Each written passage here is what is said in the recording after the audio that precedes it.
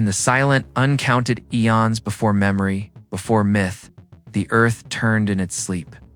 It was a world of giants and whispers, of geologic time stretching like a shoreless sea. There was only the wind, the rain, and the sun, charting the passage of days that no one was there to count. This vast continent, the heart of the ancient supercontinent Gondwana, was the crucible. The immense unbroken forests that had blanketed the equator for millions of years began to shrink. The trees pulled back like a receding tide, revealing a new kind of landscape, the savanna. And to look upon them is to see a creature of two worlds. From the waist up, they are still creatures of the trees. Long, powerful arms, curved fingers designed for grasping branches. But from the waist down, something revolutionary has occurred. The pelvis has reshaped, the legs have lengthened, the feet have arched. They're built to walk on two legs. Small band of Australopithecus afarensis, the species made famous by the fossil skeleton named Lucy. They pluck fruits from the low-hanging branches of the few trees that dot the landscape. Their diet is a patchwork quilt of whatever the savanna provides. They are intimately familiar with this world. They know which plants are nourishing and which are poison. They know the seasonal rhythms of fruiting and flowering. This is a deep instinctual knowledge, passed down not through words, but through imitation and observation. They were a successful genus, diversifying into several species, adapting to different niches. They were the dominant hominin on the landscape. It emerges from one of the later Australopithecine lines, but it is different. Found among its fossilized remains were objects that were not shaped by nature alone. They were stones, deliberately fractured to create a sharp edge, the first tools. These were not the elegant, symmetrical hand axes of a later age. They were simple, crude, and utterly revolutionary. We call them Olden tools, named for Olduvai Gorge in Tanzania, where they were first discovered in abundance. Its face is flatter, its jaw less robust, its teeth are smaller, suggesting a change in diet. And most importantly, the vault of its skull has expanded, housing a larger, more complex brain. We call it Homo habilis. It's a handyman. But evolution is not a ladder, it's a branching bush.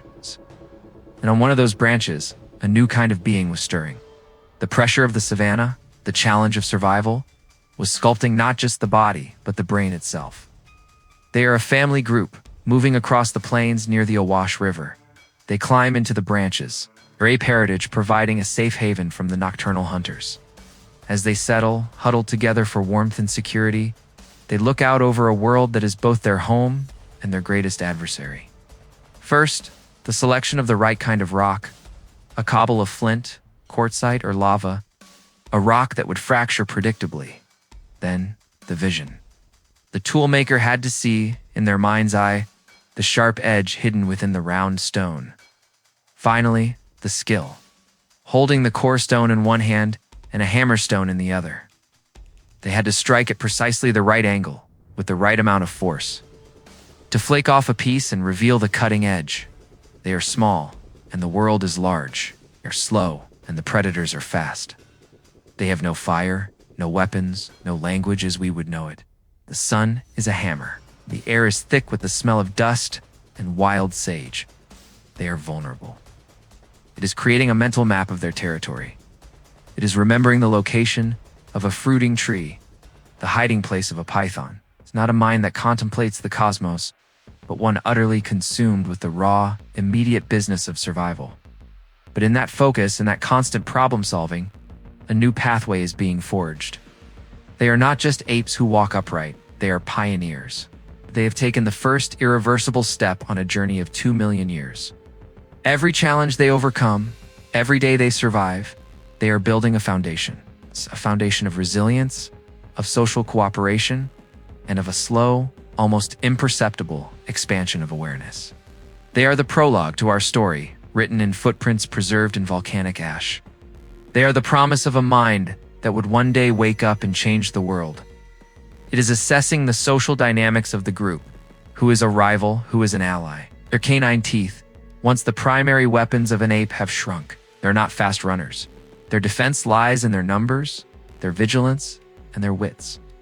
A sea of grass, dotted with islands of acacia and baobab. It was a world of vast open spaces, of glaring sun and deep shadows, but its significance is impossible to overstate. Bipedalism, the act of standing upright. Oh. It was the first domino to fall in the long, complex chain of events that would lead to us. This is the great liberation at the dawn of humanity. For hundreds of millions of years, the forelimbs of vertebrates had been pillars for locomotion. Now they were free. Free to carry food, free to carry infants, allowing for a longer period of childhood dependency and learning. And most profoundly, free to carry, and one day to create. The hand with its opposable thumb was no longer just for climbing. It was becoming an instrument of inquiry, a tool for manipulating the world, a world of new dangers and of new opportunities. In the tall grasses of the savannah, standing upright offered a better view, a precious few seconds of warning against the predators that stalked this new, open world. The saber-toothed cats, the giant hyenas, the eagles that could pluck a small primate from the ground.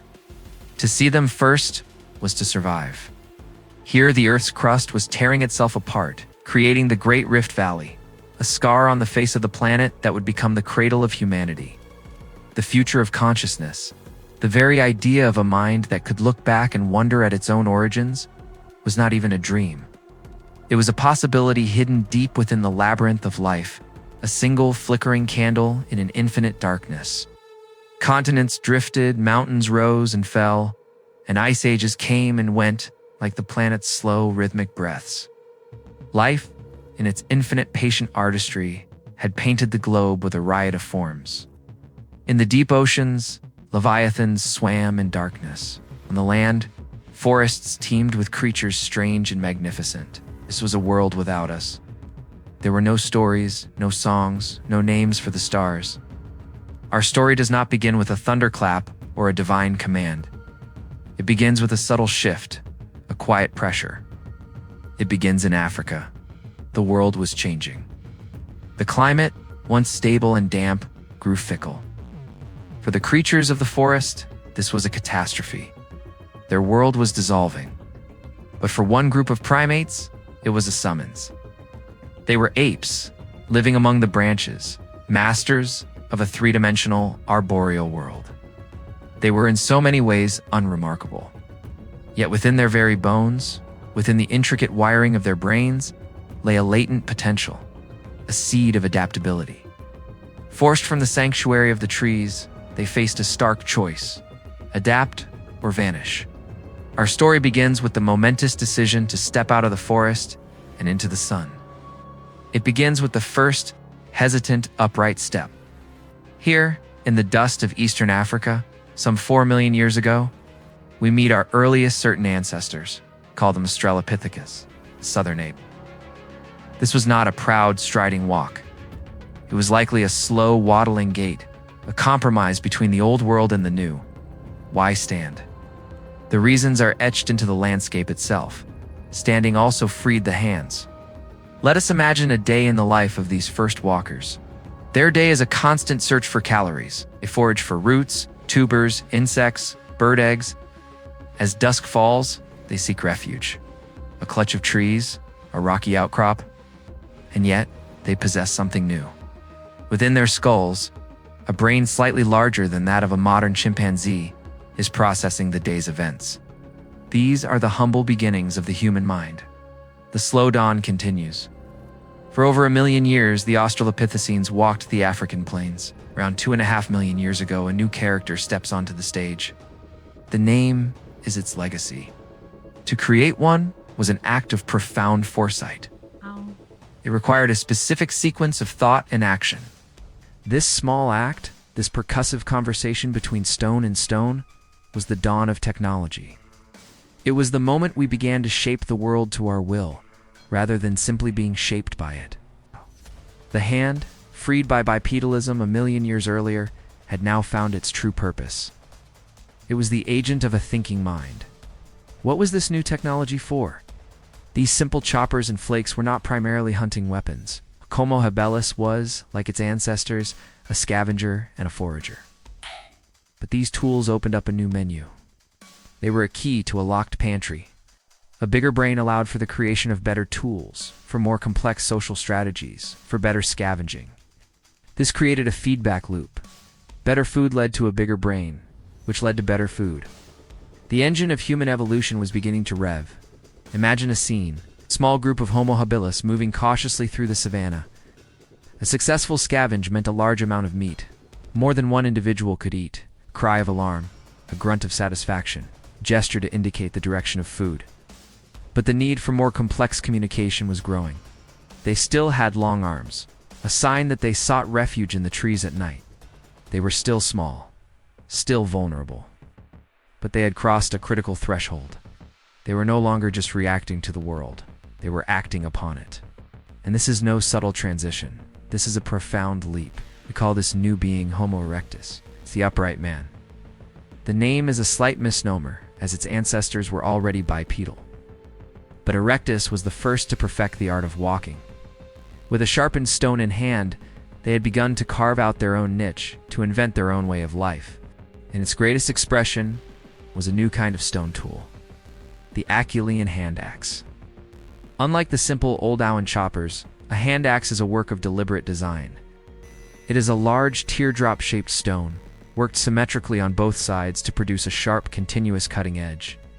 To create one requires dozens, sometimes hundreds, of precise strikes. It requires a clear mental template, an image of the finished product held in the mind's eye throughout the long process of its creation. Colder climates, different predators, unfamiliar plants and animals. Their success depended on their single greatest asset, their adaptability, fueled by their growing intelligence.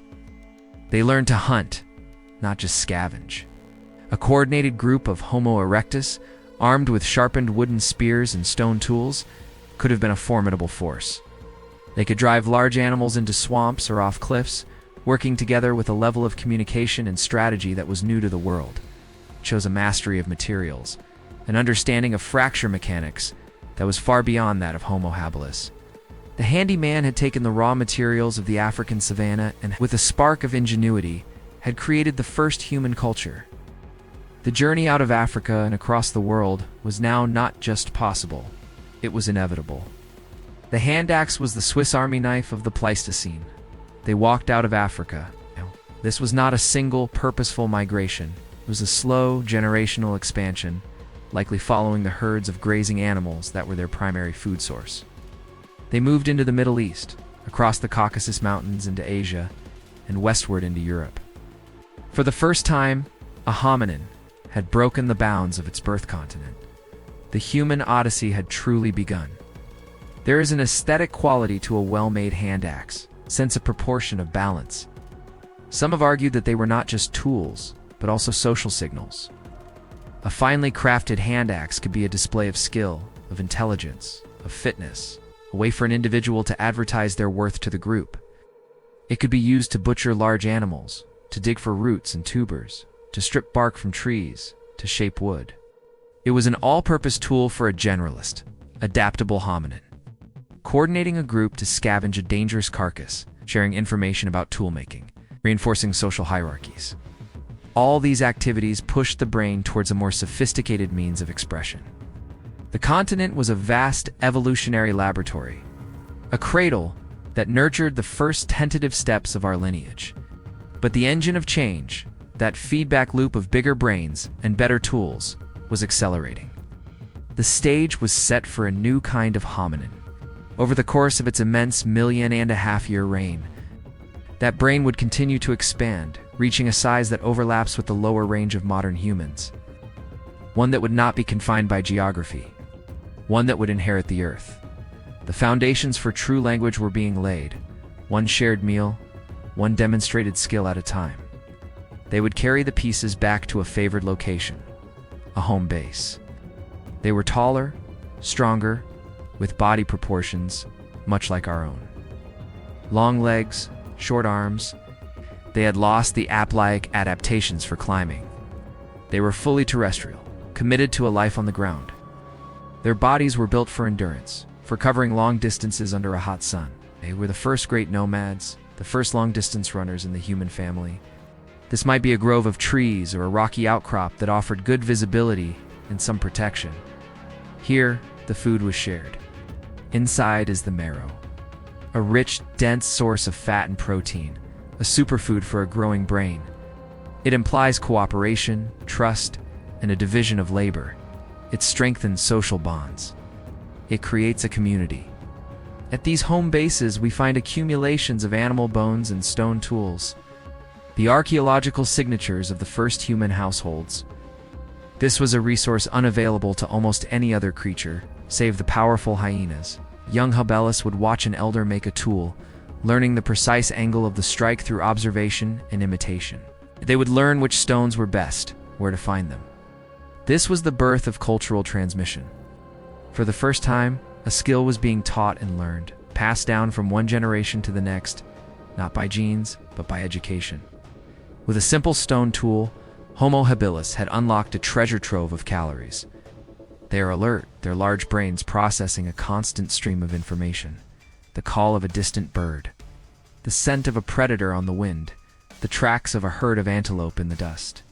Their eyes spot them, vultures circling in the sky, a sign of death, a sign of opportunity.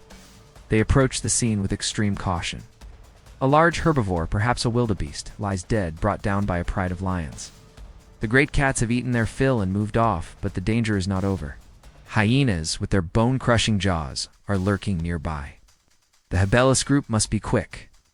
They move in, a flurry of activity. Some stand guard, scanning the horizon, making loud calls to intimidate other scavengers. Others get to work. With their bare hands, they could do little. The hide of the animal is too thick, but now they have the edge. Sharp flake held tight in the fingers slices through the tough skin.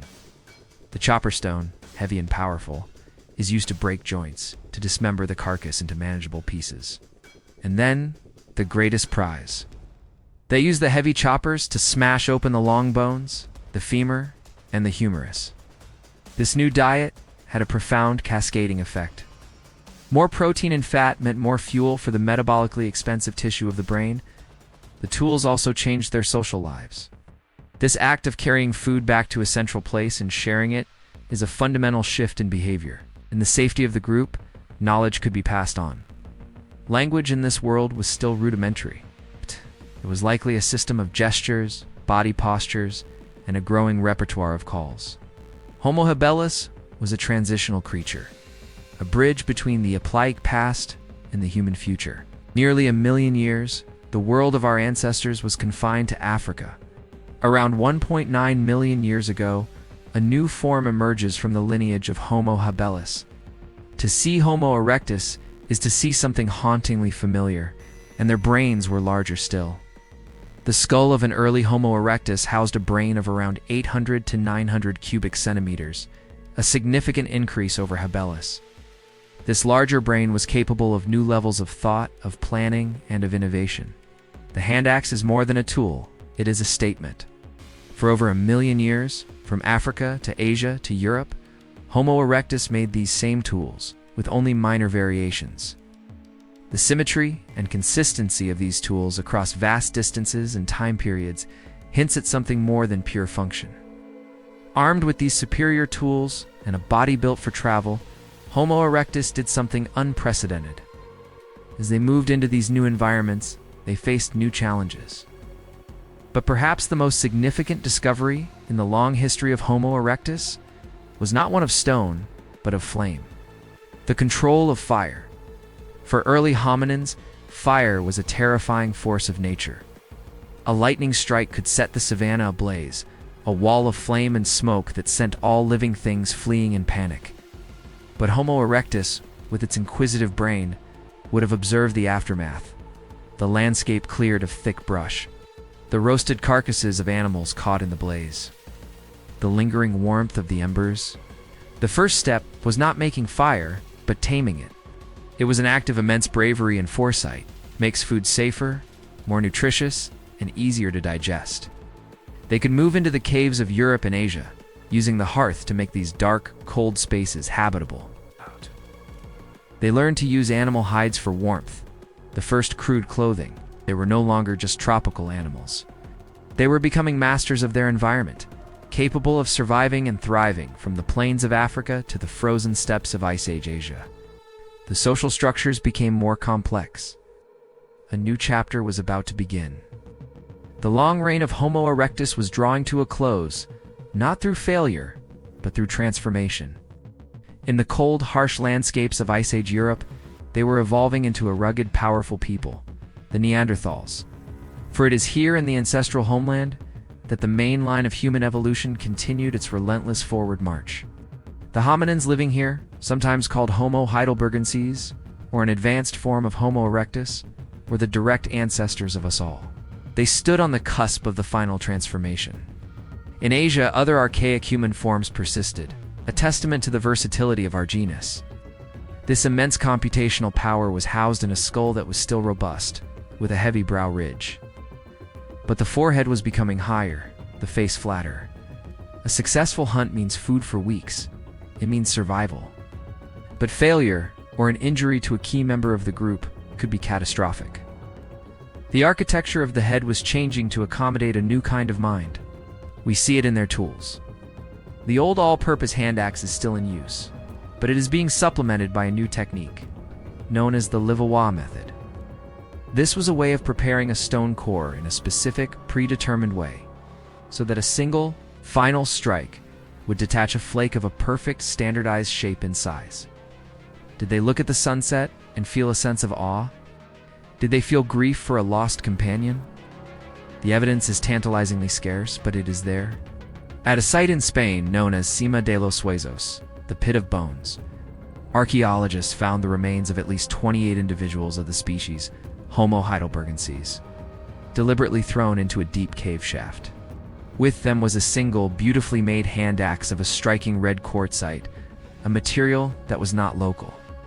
It seems to have been made and brought there, an offering. Is this a ritual? A burial? An act of remembrance? Cannot know for sure.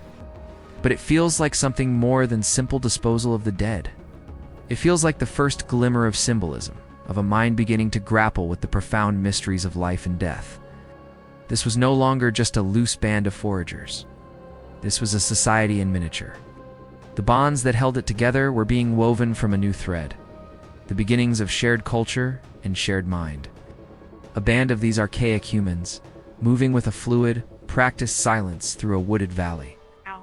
They are not just armed with hand axes. They have developed a new technology, the projectile weapon. The toolmaker is not just working on the stone in front of them. They are working towards a goal that is several steps removed. They have to visualize the final product, and then execute a complex, unchangeable sequence of actions to achieve it. This kind of sequential, abstract planning is a hallmark of the modern human mind. It shares the same cognitive pathways required for complex grammar and syntax. The making of the tool and the making of the sentence are born of the same mental architecture. They carry long, fire-hardened wooden spears, their tips sharpened to a deadly point.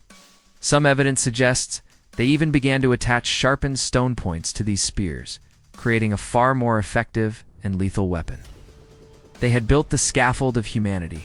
They had conquered the planet, tamed fire, perfected the tool.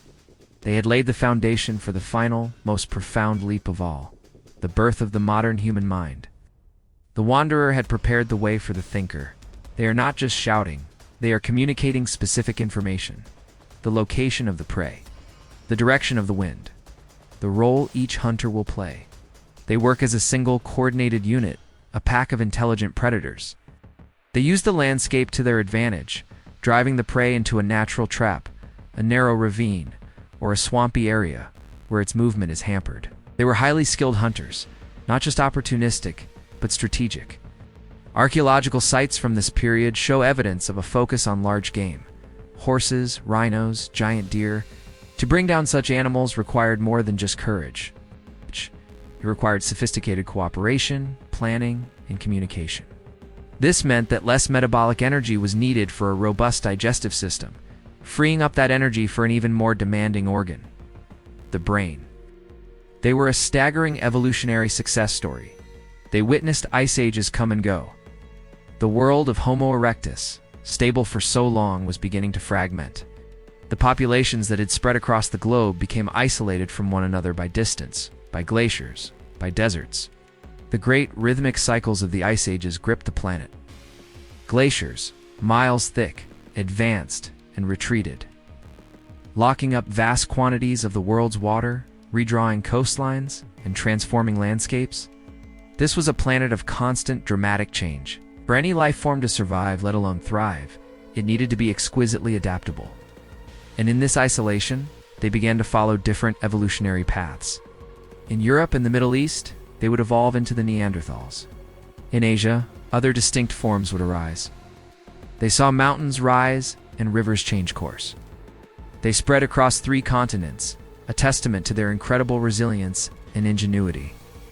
Cooking unlocked a huge new source of calories, accelerating the very feedback loop that had started with Homo habilis. The invention of the kitchen was as important as the invention of the tool. To capture a burning branch from a natural fire, to carry it back to a campsite, and to keep it alive. Fire pushed back the darkness.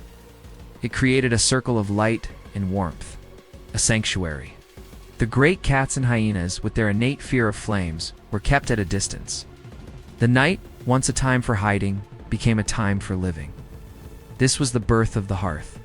The group would gather around the flames, sharing the warmth, the food, the security. The flickering light on their faces revealed a new kind of community. In the extended hours of the evening, there was more time for social interaction, for reinforcing bonds, for communication. It is here around the first campfires that we can imagine the roots of language deepening. The day's hunt could be recounted. Plans for the next day could be made. The simple grunts and gestures of the past were no longer enough. The need for a more complex, nuanced system of communication was becoming urgent. The hearth changed everything, transformed the night. For all of life's history, darkness had belonged to the predators. It was a time of fear. It became the center of the social world, and fire transformed their diet. Cooking food is a form of predigestion. It breaks down tough fibers and proteins, neutralizes toxins, and kills pathogens. With fire, Homo erectus could survive in colder climates. For over 1.5 million years, Homo erectus was the dominant human on the planet. But evolution never stands still. And back in the African cradle, the lineage of Homo erectus continued to evolve. The brain continued to grow as the tools became more refined. The world of the Middle Pleistocene, some 500,000 years ago, was a world in flux. The descendants of Homo erectus were now scattered across the Old World, each population facing its own unique environmental pressures. But it is to Africa that our story must return. Their brains had now reached a size well within the modern human range. Between 1,100 and 1,400 cubic centimeters. Their lives were a testament to the accumulated knowledge of 1,000,000 years. Imagine a hunt. The hunt leader, perhaps the most experienced elder, directs the group with a series of hand signals and quiet, complex vocalizations.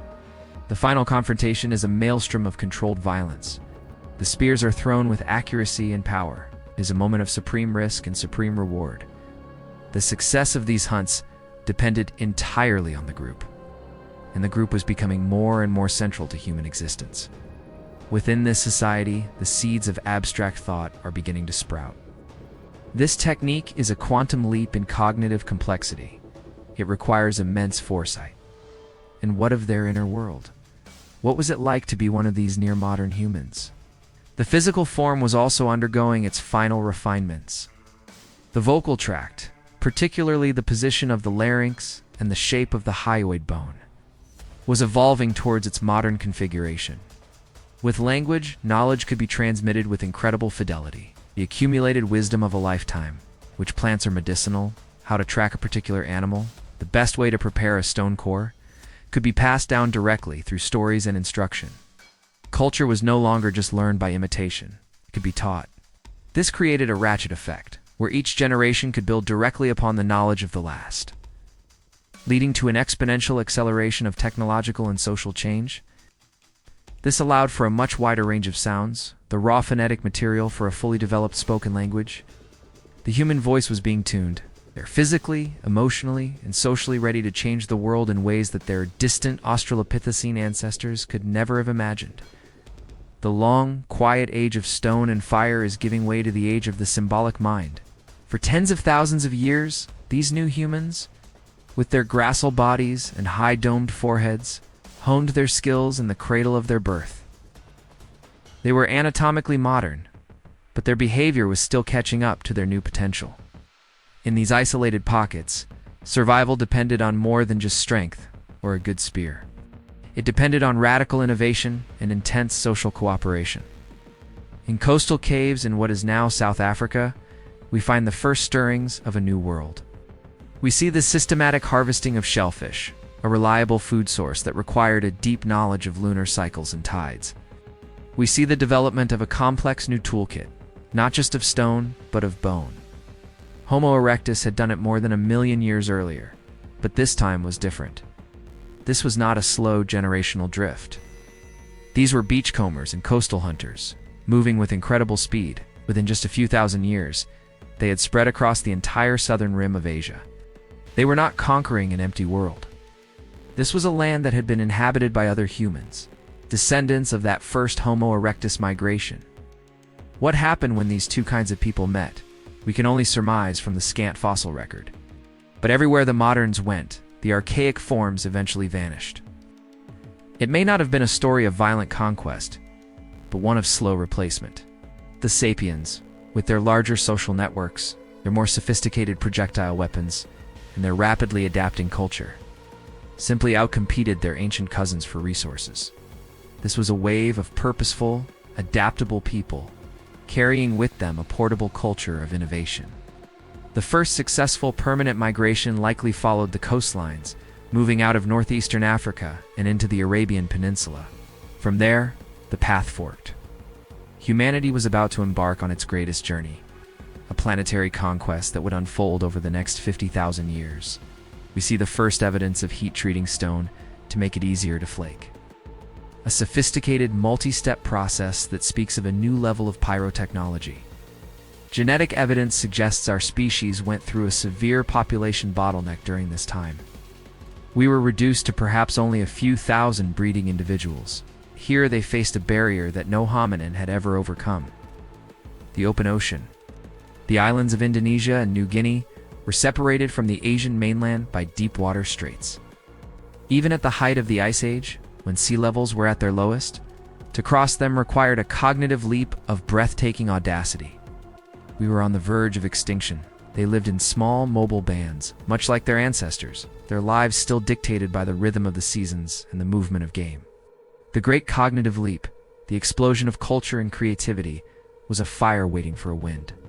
We find pieces of ochre, a red iron oxide, that have been scraped and engraved with geometric patterns. We find snail shells, deliberately pierced to be strung on a cord. This is not about survival in the raw, physical sense.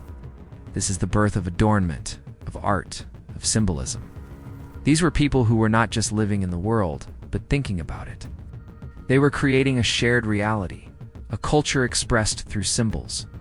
The engraved ochre is a thought, frozen in stone.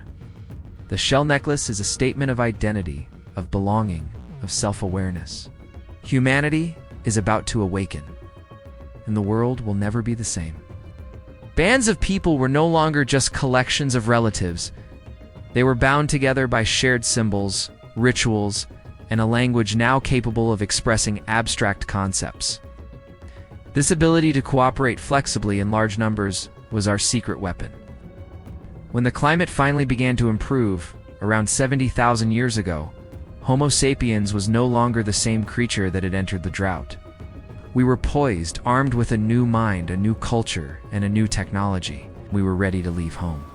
They will spread from their African homeland, not as a slow, meandering expansion, but as a wave of creativity and change. They will meet their archaic cousins, the Neanderthals and others, and the story of that encounter will be a drama in itself. They will paint the walls of caves with visions from their minds. They will cross open oceans. They will build cities. They will look up at the stars, and eventually they will travel to them. Language was the great catalyst. It was the ultimate social glue. It is the culmination of this 2-million-year odyssey. Their bodies are light and gracile, built for efficiency and adaptability. Their faces are flat, their chins prominent. And within their high, vaulted skulls rests a brain of unprecedented complexity. The Earth's climate, always fickle, entered a period of intense fluctuation. Africa, in particular, was racked by a series of so-called megadroughts. The lush savannas that had sustained our species turned to arid dust bowls. Lakes shrank, rivers vanished, and the once bountiful landscape became a harsh and unforgiving desert. For the small, scattered populations of Homo sapiens, it was an existential crisis. They were squeezed into ever smaller refugia, coastal areas, and river valleys, where life was still possible. They inherited the legacy of the first step, the first tool, the first fire, the first hunt, the first word. They inherited a deep capacity for cooperation, a talent for innovation, and an unquenchable curiosity. They were born into a world of immense challenge, but they were equipped with a suite of physical, social, and cognitive tools that no creature before them had ever possessed. A brain capable of art, of music, of science, of spirituality. A brain capable of self-awareness. Language allowed for a more complex inner life. It gave names to things, to emotions, to ideas. It allowed for the contemplation of the past and the planning of the future, the what-if. Question entered the world. It allowed for the negotiation of complex social relationships, for the creation of myths, of shared beliefs, of a collective identity. Who are we? Where do we come from? For the first time, a creature on Earth could not only ask these questions, but could discuss the answers. And so, the stage is set. Sometime around 300,000 years ago, in the heart of Africa, a new species is born from this crucible of change. We call them Homo sapiens, as the wise man. They inherited a world shaped by their ancestors. The dawn is breaking. The long, slow prologue of our story is over. The main character has arrived. The human odyssey, the journey of discovery and survival, is about to enter its most dramatic and consequential chapter. The dawn of Homo sapiens was not a singular event, but a slow, emerging light that began to spread across the African continent. That wind began to blow around 100,000 years ago. This period of intense pressure may have been the very crucible that forged the modern human spirit. But we did not break. We adapted. And we see something else. Something utterly new and profoundly human. This new cognitive toolkit forged in the crucible of climate change was our key. It allowed for the creation of larger, more resilient social networks. The great expansion out of Africa was not the first time a hominin had left the continent. One path led east, following the warm, resource-rich coastlines of the Indian Ocean. By at least 50,000 years ago, these coastal pioneers reached the shores of Southeast Asia. It required the invention of seafaring technology, rafts, or perhaps simple dugout canoes built from bamboo and wood. It required navigation, the ability to read the winds, the currents, the stars, the flight of birds. The colonization of this vast, strange land with its unique marsupial megafauna was one of the crowning achievements of early humanity. It demonstrated a level of planning, cooperation, and abstract thought that was entirely new on planet Earth. They had not just walked out of Africa. They had sailed into a new world. And most of all, it required imagination. It required the ability to look out at an empty horizon and believe that a new land lay beyond it. The sapiens had an edge. It may have been a technological one. They brought with them a new invention, the otlot, or spear thrower. The sapiens' mind was a whirlwind of symbolism, of art, of myth. It created a web of shared belief that could unite hundreds, even thousands of individuals into a cohesive tribe. This capacity for large-scale cooperation was an unbeatable advantage. And they found a land teeming with life, a hunter's paradise filled with mammoths, mastodons, giant ground sloths, and herds of horses and camels. The expansion was not just driven by technology and social organization, it was powered by a new way of seeing the world, a new inner life that was blossoming with an astonishing creativity. We call it the Upper Paleolithic Revolution, or the mind's Big Bang. They spread with breathtaking speed, from the Arctic to the tip of South America in just a few thousand years.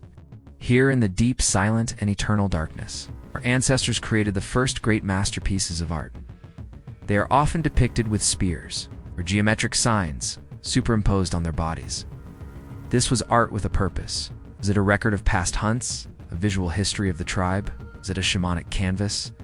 The work of a spiritual specialist who entered a trance state in the darkness and painted the visions they saw, the spirit animals they encountered on their journey into the other world. The journey that had begun on the savannas of Africa was complete. From a tiny, vulnerable population, we had inherited the earth. What is certain is that it represents a mind that is fully modern, a mind grappling with its place in the cosmos. These artists were not just observing their world, they were interpreting it, imbuing it with meaning, creating a mythology. The caves were their cathedrals. Over the course of about 10,000 years, the Neanderthals were slowly pushed into more marginal lands. Their populations dwindled, and finally, around 40,000 years ago, they vanished. They sculpted small, portable figures from stone, bone, and ivory. Most famously, the so-called Venus figurines. Depictions of women with exaggerated breasts, hips, and bellies, found from France to Siberia. They were not portraits of individuals, but icons, symbols. Did they represent fertility? A mother goddess? The continuity of the clan? Whatever their precise meaning, they show a shared set of beliefs that connected disparate groups across a vast continent. We were alone, the last human species on Earth, and exotic shells that must have been traded over hundreds of miles. They adorned their clothing with patterns of beads sewn on with those fine bone needles. This device acted as an extension of the arm, allowing a hunter to hurl a light spear with incredible velocity and accuracy from a safe distance. The people who came here did not live in these deep caves, lived at the sunlit entrances. They ventured into the deep underworld for a different purpose. They brought with them stone lamps, filled with animal fat, with a wick of moss or juniper. The flickering, dancing light would have cast huge, moving shadows, transforming the rock formations into living, breathing entities. The air would have been thick with the smell of smoke and tallow. The silence would have been broken only by the drip of water, the crackle of the flame, and the sound of their own breathing, amplified by the cavern's acoustics. This was a different world. Humans pushed into the frozen extremities of Siberia, a land of unimaginable cold, using pigments made from ground minerals. Black from manganese oxide, red, and yellow from ochre, mixed with charcoal, cave water, or animal fat. They brought the Ice Age to life, painted the great beasts that dominated their world, horses with intelligent, watchful eyes, herds of bison, their shaggy coats rendered with astonishing realism, immense aurochs, the wild ancestors of cattle, their horns spanning the width of a man's outstretched arms. They painted rhinos, mammoths, and, most terrifyingly, the great cave lions, the apex predators of their world, depicted not as prey, but as powerful, almost supernatural beings. To survive here required another suite of innovations. They learned to make tailored clothing, using sharp stone awls and delicate bone needles, some with eyes no bigger than a pinhead. They stitched together animal hides to create form-fitting parkas, trousers, and boots. They built shelters from mammoth bones and tusks, covered with animal skins. They became masters of the frozen world. A group of sapiens hunters armed with atlatls could bring down game more efficiently and with less risk than a Neanderthal with a heavy, thrusting spear. And here they met their most famous and formidable relatives, the Neanderthals. If one band suffered a crisis, they could call upon their neighbors for help. Neanderthals seemed to have lived in smaller, more isolated family units. Their social world was smaller, their cultural transmission slower. During the depths of the last ice age, so much of the world's water was locked up in glaciers that a vast land bridge, more than 1,000 miles wide, connected Siberia to Alaska. We call it Beringia, across this cold, windswept plain, sometime after 20,000 years ago. The first humans walked into the Americas. They were a people of the Ice Age, powerfully built, with massive chests and short, stocky limbs, adaptations to the bitter cold. They were intelligent, skilled hunters of megafauna, like the woolly mammoth and the woolly rhino. They had fire, sophisticated stone tools, and they cared for their sick and buried their dead. They were not the brutish cavemen of popular caricature. They were a successful and resilient human species. And to plan a journey into that unknown, provisioning a vessel for a voyage from which there might be no return. And we know from the enduring legacy in our own DNA that they did more than just coexist. They met, they interacted, and they interbred. At moments of contact, perhaps tense, perhaps gentle, They saw in each other something familiar enough to recognize as kin, and so they sailed. They became the first mariners, and they discovered a new continent, Australia. Meanwhile, a different branch of the human family had taken the other path. Turning north from the Middle East into the heart of Eurasia, the Neanderthals had ruled Europe and Western Asia for hundreds of thousands of years. For thousands of years, sapiens and Neanderthals coexisted. They shared the same landscapes, hunted the same animals, and sheltered in the same caves. But in the long run, the two species were on a different trajectory. Their advantage was also social. Sapiens lived in larger, more interconnected groups linked by trade and ritual. And perhaps the greatest difference lay in the mind itself. With Eurasia now open, the expansion continued. And from the edge of this frozen world, they saw another. This was the last great continental conquest. They moved south through an ice-free corridor that opened up between the great North American ice sheets. This physical journey across the globe was mirrored by an equally momentous journey into the landscape of the mind. It is in the caves of Ice Age Europe, between 40,000 and 12,000 years ago, that we find its most spectacular expression. To enter a cave like Chauvet or Lascaux is to step out of time. It is to enter a sacred space. On the walls of this world, they painted their visions. This is not simple decoration. The animals are often painted one on top of another in specific panels. Within the most acoustically resonant parts of the caves. What was that purpose? Was it hunting magic, an attempt to capture the spirit of the animal before the hunt to ensure success? Perhaps it was all of these things. The art is too varied, too complex, to be explained by a single theory. The symbolic explosion was not confined to caves, permeated every aspect of their lives. Their own bodies became canvases for art and identity. They wore intricate necklaces of animal teeth, mammoth ivory beads, and they began to treat their dead with a new and profound reverence. Burials became elaborate ceremonies.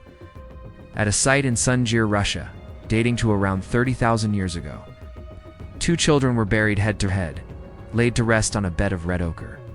They were adorned with more than 10,000 meticulously carved mammoth ivory beads, along with bracelets, rings, and spears made of straightened mammoth tusks. The great wolf packs roamed the same lands, hunted the same prey. A symbiotic relationship began to form. Humans tolerated the presence of these tamer wolves. They were selected for traits of docility, of sociability, of an ability to read human cues. Their bodies began to change. Their snouts shortened, their teeth shrank, their brains rewired. The last ice age came to a final, shuddering halt. The herds of megafauna that had sustained humanity for millennia began to die out. Due to a combination of climate change and hunting pressure, the old way of life, the great hunt, was becoming more difficult. Humanity was at another crossroads. And so they did something that was almost unheard of for hunter-gatherers. They began to settle down. They built the first permanent settlements, small villages of circular stone huts. They noticed that bigger seeds grew into more productive plants. They noticed that seeds dropped in disturbed soil near the camp often grew well. They began to experiment. Perhaps at first it was just a matter of clearing away competing weeds to help the wild stands grow better. It changed everything. Our diet, our society, our relationship with the planet, and the very structure of our lives. It was a Faustian bargain, an exchange of one kind of freedom for another. Then, it might have been actively scattering seeds in a promising patch of ground. Farming could support far more people in a given area of land than hunting and gathering. The food supply, while subject to the whims of weather, was more predictable than the hunt. This led to a population explosion. The home was no longer a temporary shelter, but a permanent structure, an investment of labor meant to last for generations. At sites like Cataluyuk in modern-day Turkey, one of the world's first large towns, we see a city of interconnected mud brick houses, so tightly packed that there were no streets. People entered their homes through a ladder from the roof. Inside, the walls were plastered and painted with elaborate scenes of hunts and geometric patterns. A continuation of the artistic impulse we saw in the caves, now brought into the domestic space. The dead were buried beneath the floors of the houses, keeping the ancestors physically present within the life of the family. The clan was literally the foundation of the home. The small villages of a few dozen people grew into larger towns of hundreds and eventually thousands. humanity's numbers began the exponential climb that continues to this day. They were still hunter-gatherers, hunting gazelle and gathering wild plants, but they were no longer nomadic. The life of an early farmer was one of relentless, back-breaking toil. Early farmers relied on a handful of staple crops, leading to nutritional deficiencies. They had more food, but they were often less healthy. And living in dense, permanent settlements with domestic animals and accumulating waste created a perfect breeding ground for new diseases. Epidemics unknown in the scattered world of hunter-gatherers became a new terror of human existence, clearing forests, tilling the soil, planting seeds, weeding, and harvesting was far more demanding than the varied and often leisurely life of a hunter-gatherer. Skeletons from early farming communities show the evidence of this new life. Worn-out joints from squatting and grinding, spinal deformities from carrying heavy loads, and dental cavities from the new high-carbohydrate diet. Those whose seeds clung to the stalk instead of scattering to the wind. They were no longer just gathering nature's bounty. They were actively cultivating it. They were inventing agriculture. Farmer could not. Their fields were their life. This led to a new concept, property. This land is our land. And if it is ours, it must be defended. The first walls were built around the first farming towns like Jericho, not just to keep out wild animals, but to keep out other people. Organized warfare, a tragic and enduring feature of civilization, has its roots in the soil of the first farms. The great glaciers that had covered half of the northern hemisphere retreated, releasing torrents of meltwater that filled the oceans and reshaped the continents. They developed sickles, with sharp flint blades set in a bone or wooden handle, for harvesting the wild grain more efficiently. They invented grinding stones, the quern and saddle stone, to process the hard grains into flour. They dug storage pits, lined with plaster, to protect their precious surplus from moisture and pests. And it was a revolution that happened independently in at least a dozen different places around the world. In the Fertile Crescent, it was wheat and barley. In China, it was rice and millet. In the Americas, it was corn, beans, and squash. In the highlands of New Guinea, it was taro and bananas. Humanity, all across the globe, was embarking on the same great experiment, the taming of the earth. In certain privileged parts of the world, wild plants began to grow in incredible abundance. In the Middle East, in a region we call the Fertile Crescent, vast, dense stands of wild wheat and barley covered the hillsides. For the hunter-gatherer groups living there, like the people of the Nachafian culture, this was a bonanza. The climate became warmer, wetter, and most importantly, more stable. The Pleistocene gave way to our current geological epoch, the Holocene. They learned to bark, a form of communication more suited to alerting a human companion than the howl of a wild wolf. The wolf was transforming into something new, the dog. He may have actively encouraged it, leaving out scraps, even adopting orphaned pups.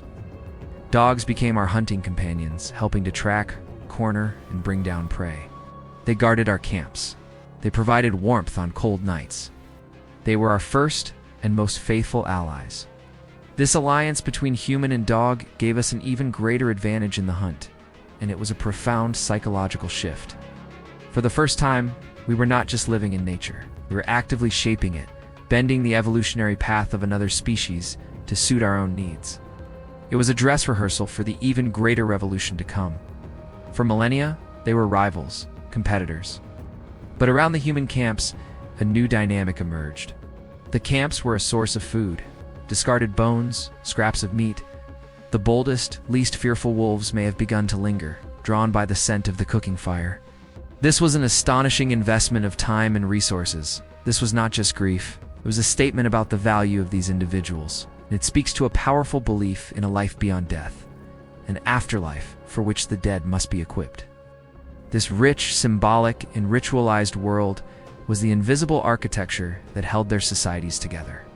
It was what allowed them to cooperate, to trust one another, and to conquer the planet. They were bound not just by blood, but by belief. For tens of thousands of years, this was the human story. Small, mobile bands of exquisitely skilled hunter-gatherers, armed with a sophisticated toolkit and a rich inner world, moving through the cycles of the Ice Age. Their lives were intimately woven into the fabric of the natural world. But as the last great glacial period began to wane, a new relationship with nature began to form. an alliance that would change the course of human history as profoundly as the taming of fire. It began at the edge of the campfire. In the Ice Age wilderness, humans were not the only social predator. For the humans, these wolves, with their superior sense of smell and hearing, would have been a superb early warning system, alerting them to the approach of predators like cave lions or bears. Over generations, a remarkable coevolution took place.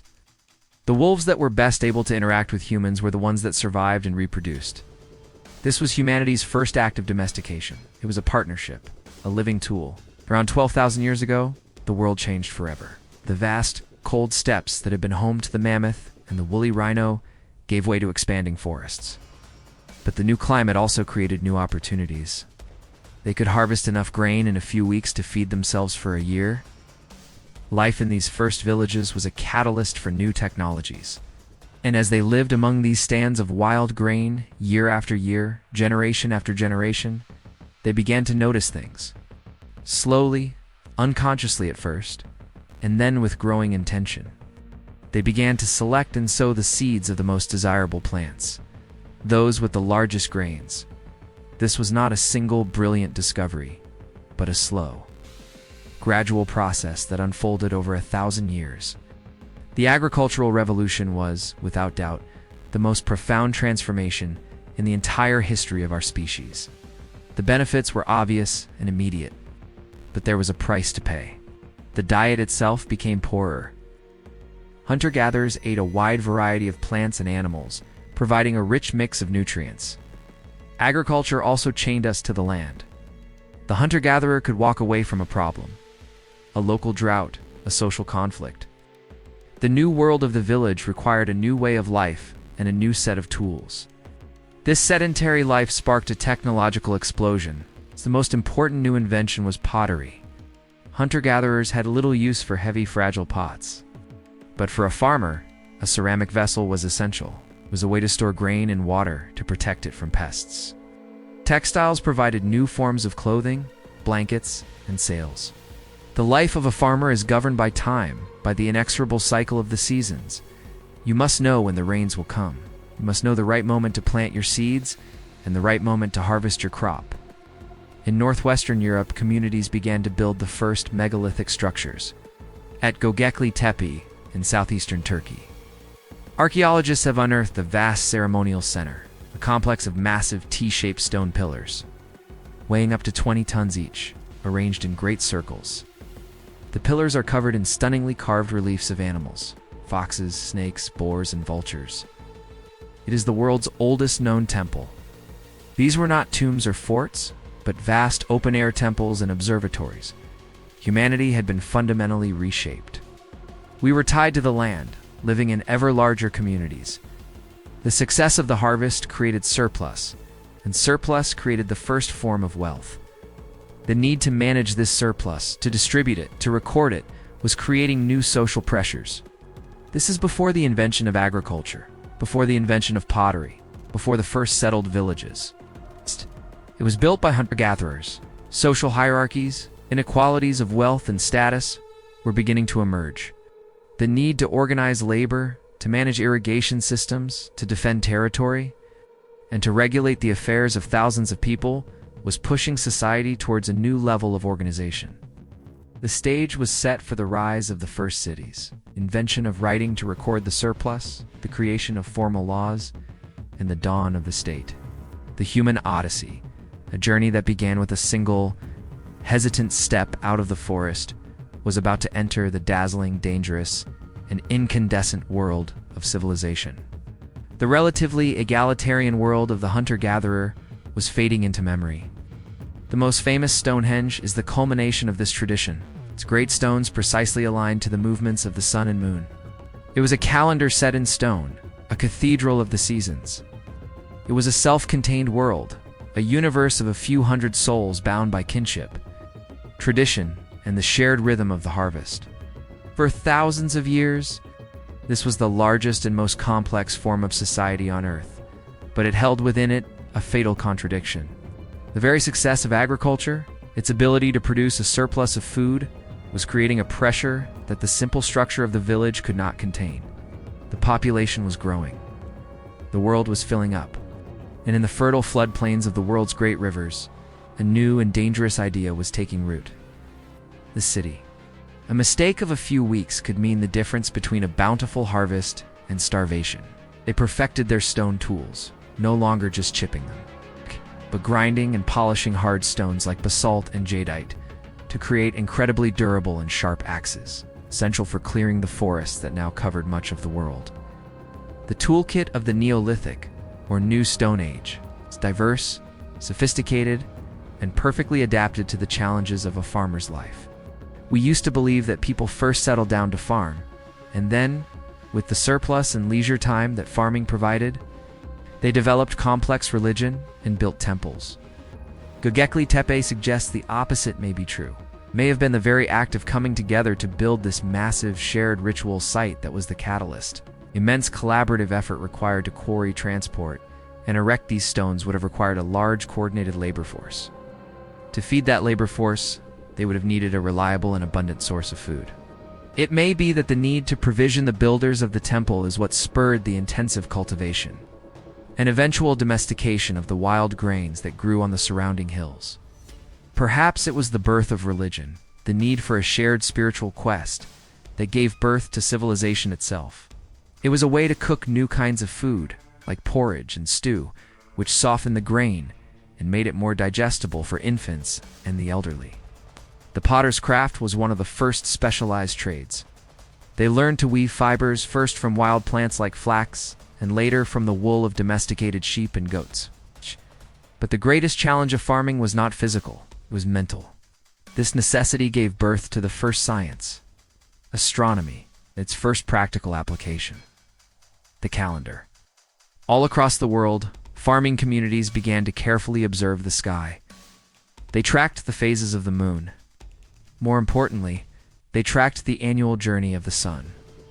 They marked its position on the horizon at sunrise and sunset. They identified the solstices, the longest and shortest days of the year, and the equinoxes, when day and night are of equal length. These were the anchor points of the year, the celestial markers that told them when to plant and when to reap. In some places, this astronomical knowledge was encoded in great monuments of earth and stone. But an even more astonishing discovery has rewritten our understanding of this entire period. The astonishing fact about Göbekli Tepe is its age. It was built starting around 11,600 years ago. This discovery turns the old story on its head. Whatever the precise sequence of events, by 6,000 years ago, the new world of the farming village was firmly established across much of the globe. The village elder, whose authority was based on wisdom and experience, was slowly giving way to a new kind of leader, one whose power was based on the control of resources. Humanity stood on the final precipice before the dawn of history as we know it. The villages were growing, becoming more complex. The Neolithic village, born from a seed and a prayer, was a masterpiece of human ingenuity. The Neolithic village, born from a seed and a prayer, was a masterpiece of human ingenuity. It was a self-contained world, a universe of a few hundred souls bound by kinship, tradition, and the shared rhythm of the harvest. It was a quantum leap in the human experience. It began in Mesopotamia, the land between the Tigris and Euphrates rivers, in what is now modern Iraq. Here the soil was fantastically fertile, but the rivers were wild and unpredictable. Here, for the first time, a significant portion of the population was not directly involved in producing food. How could the temple priests keep track of the vast quantities of grain, wool, and oil that flowed into their storehouses as taxes and offerings? How could they record which farmer had delivered their quota, which laborer had worked their required days on the canal? Human memory, which had served our species for 2 million years, was no longer sufficient. It was a bottleneck that threatened to choke the new civilization in its infancy. The city needed an external memory. It needed a new technology for the mind. Their daily bread came from the surplus produced by the farmers in the surrounding countryside. The script evolved, the pictograms becoming more abstract. A series of wedge-shaped marks pressed into wet clay with a reed stylus. We call it cuneiform, and it changed the world. For centuries, Mesopotamian administrators had used small clay tokens of different shapes to represent commodities. A law, a medical diagnosis, a mathematical formula, a treaty between kings. All could be given a permanent form, independent of the fragile memory of a single person. History itself was born, for the past could now be recorded, and this power found its ultimate expression in a project of breathtaking scale and ambition. The building of the pyramids. They were ramps to the heavens, built to ensure the pharaoh's successful journey into the afterlife, where he would join the gods and continue to watch over his kingdom. The Great Pyramid of Giza, built for the pharaoh Khufu around 2560 BCE, is a monument to the organizational genius of the Egyptian state. A small cone for a measure of grain, a cylinder for an animal, a sphere for a jar of oil. They compose the Epic of Gilgamesh, the world's first great work of literature.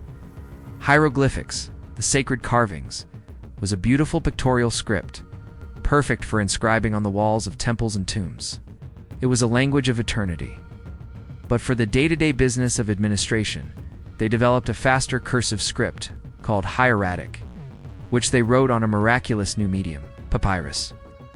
Made from the reeds that grew along the Nile, papyrus was light, portable, and easy to write on. It was the ancient world's version of paper, and it allowed for the creation of vast archives of administrative records, literary texts, and scientific documents. Its construction required a level of logistical planning, of resource management, and of mathematical precision that is staggering even today.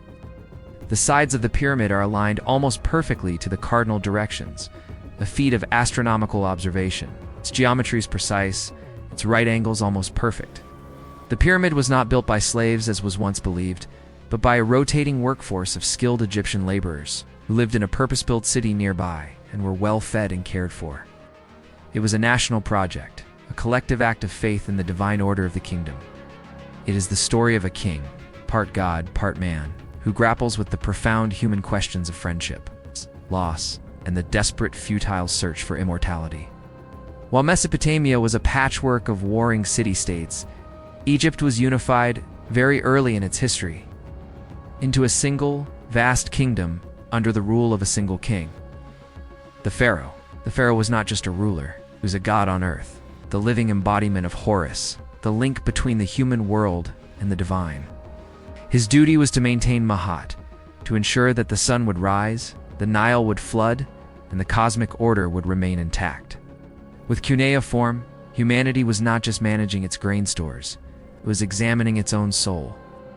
The inner world, which had found its first expression on the walls of ice-aged caves, now had a new and powerful voice. To keep a record of a transaction, they would place the relevant tokens inside a hollow clay ball, a bulla, and seal it. To the west, the land of Egypt was being forged by a single, dominant force, the River Nile. Unlike the violent and unpredictable Tigris and Euphrates, the Nile was a model of order and predictability. Every year it would flood its banks, depositing a layer of rich black silt, and then retreat, leaving behind a ribbon of perfect farmland. This annual rhythm of flood and retreat, of death and rebirth, shaped the entire Egyptian worldview. They saw the universe not as a place of chaos and struggle like the Mesopotamians, but as a place of eternal, cyclical order, or mat. To check the record, the bulla had to be broken. This freed them to become specialists: potters, weavers, brewers, masons, merchants, soldiers. Before sealing the tokens inside, a scribe would press them into the soft clay of the bulla's exterior, leaving an impression. The first script, known as proto-cuneiform, was pictographic. It was a system of stylized drawings. A picture of a head of barley meant barley. A picture of an ox's head meant an ox. It was, in essence, a sophisticated accounting system. But the seed of something far greater was planted. Now you could read the contents without breaking the seal. This led to the final revolutionary leap. Someone realized that the tokens themselves were unnecessary. The impressions alone were enough. Physical object had been replaced by its abstract symbol. And at the top of this new social pyramid, a new class of people emerged: priests and kings. They were the managers of the surplus, the organizers of labor, the arbiters of justice. They were the brain of the new urban superorganism. Scribes began to use pictograms not for the object they represented, but for the sound of the word for that object. The Sumerian word for head was sag. A drawing of a head could now be used to represent the sound sag in any word, even an abstract concept that could not be drawn. to tame them, to dig the great irrigation canals that would channel life-giving water to the fields, required a level of cooperation far beyond the capacity of a single village. It required the mobilization of thousands of people, a coordinated effort on an unprecedented scale. For thousands of years, this was the largest and most complex form of society on Earth, but it held within it a fatal contradiction. The very success of agriculture, its ability to produce a surplus of food, was creating a pressure that the simple structure of the village could not contain. The population was growing, the world was filling up. And in the fertile floodplains of the world's great rivers, a new and dangerous idea was taking root. The city. This was not a gradual enlargement of a village. Out of this collective struggle, the first true cities arose. Uruk-Urarud, these were not just large settlements. They were new kinds of organisms. Within their massive mud brick walls, a new social anatomy was evolving. At the center, towering over the flat-roofed houses, rose the ziggurat, a stepped pyramid temple. This was the home of the city's patron god, but it was also something more. It was the administrative and economic heart of a new political entity, the city-state. Life in the city was a world away from the village. But this new complexity created a crisis. It was a crisis of information. The solution began, as so many great innovations do, with something small and simple. It began with clay. Then came a simple, brilliant insight. This was the birth of writing. The great transformation came with the rebus principle, the same cognitive trick a child uses. They draw a picture of a bee and a leaf to represent the word belief. With this innovation, writing was untethered from the world of things. It could now capture the sounds of spoken language. For the first time, human knowledge could be stored, accumulated, and transmitted with perfect fidelity across generations. And with it, literature. In the dusty libraries of Uruk and Nippur, scribes began to write down the old myths and legends. While the cities of Mesopotamia rose from the dust of the plains, another great civilization was taking shape in a different landscape. This sense of order was reflected in their political structure. This centralized divine authority gave the Egyptian state a power and stability that was unparalleled in the ancient world. The pyramids were not just tombs. They were resurrection machines. It is composed of 2.5 million blocks of stone, some weighing up to 80 tons, quarried and transported over vast distances. To manage such a project, the Egyptians developed their own sophisticated system of writing. The Ionian thinkers proposed a radical alternative. They sought to explain the world through logos, through reason, logic, and observation. A man named Thales of Miletus looked at the world around him and declared that all things, in their essence, were made of water. Heraclitus argued that the fundamental principle was change itself, a constant state of flux, famously stating that you can never step in the same river twice. Here, in the wake of their improbable victory over the Persian Empire, the city flowered into a golden age of democracy, drama, and philosophy. He proposed that our physical world is but a shadow of a higher, more real world of perfect forms or ideas. The form of justice, the form of beauty, the form of the good. While Plato looked to a world beyond, Aristotle turned his gaze firmly to the world around him. The physician Hippocrates and his followers sought to separate medicine from magic and religion, arguing that disease was the result of natural causes and should be treated through observation and reason. The historians, Herodotus and Thucydides, moved beyond simply chronicling events and began to search for their underlying causes and patterns, creating the discipline of history. In the great open-air theaters, dramatists like Aeschylus, Sophocles, and Euripides used the old myths to explore timeless questions of fate, justice, and the human condition. By the 5th century CE, the Western Roman Empire, weakened by internal decay and external pressures, finally collapsed. But this was not the end of the human odyssey. It was a transformation. The great political unity was shattered, but the intellectual and cultural legacy endured. The knowledge of the ancient world was preserved, copied by monks in the monasteries of a fragmented Europe, and, most vibrantly, it's embraced and expanded upon in the rising civilization of Islam. For centuries, while Europe was in a period of relative stagnation, the Islamic world became the center of scientific medical. It is a messy, often brutal, and deeply contradictory tale of brilliance and folly, of compassion and cruelty, of breathtaking creativity and devastating destruction. But through it all, there is a constant driving force, the restless, inquisitive, and collaborative human spirit. We are the species that is never satisfied, the species that looks at the horizon and wonders what lies beyond. We are the descendants of the survivors, the innovators, the risk-takers, and mathematical innovation, preserving the works of Aristotle and Galen, and inventing new fields like algebra, and now peers into the heart of creation. It has been a journey of almost unimaginable scale. Every one of the 100 billion humans who have ever lived has played their part, adding their own small contribution to the great unfolding story. The Odyssey is not over. The future is unwritten. But it will be shaped, as the past has always been, by our eternal, enduring capacity for discovery and for survival. The Greeks did not just seek to understand the world. They sought to understand themselves. They had invented a new kind of human being. The individual, a rational agent, capable of shaping their own destiny.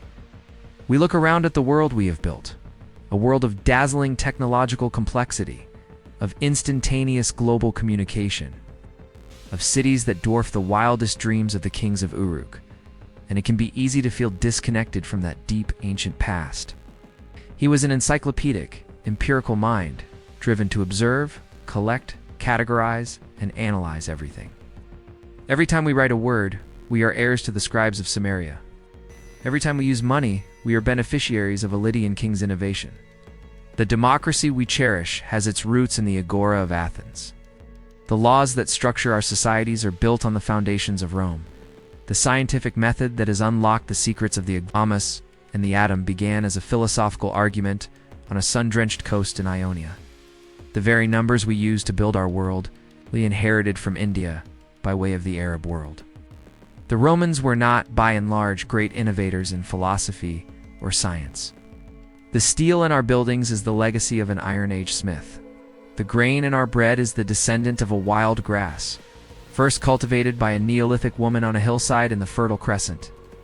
The loyalty we feel for our nation is a magnification of the tribal instinct that held a small band of hunter-gatherers together around a fire.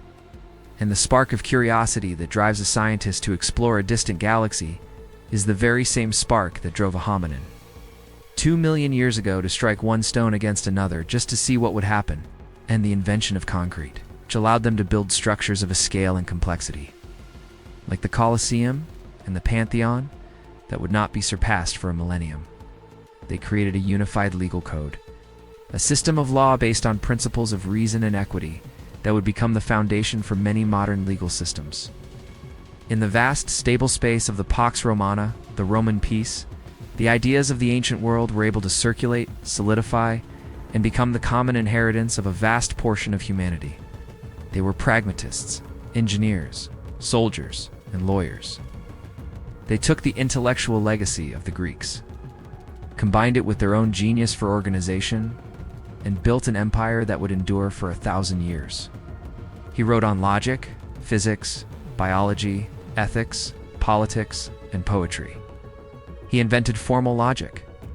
He laid the foundations for the scientific study of biology. He argued that the highest good for a human being was eudaimonia, a state of flourishing achieved through a life of reason and virtue. For 2,000 years, he would be known simply as the philosopher.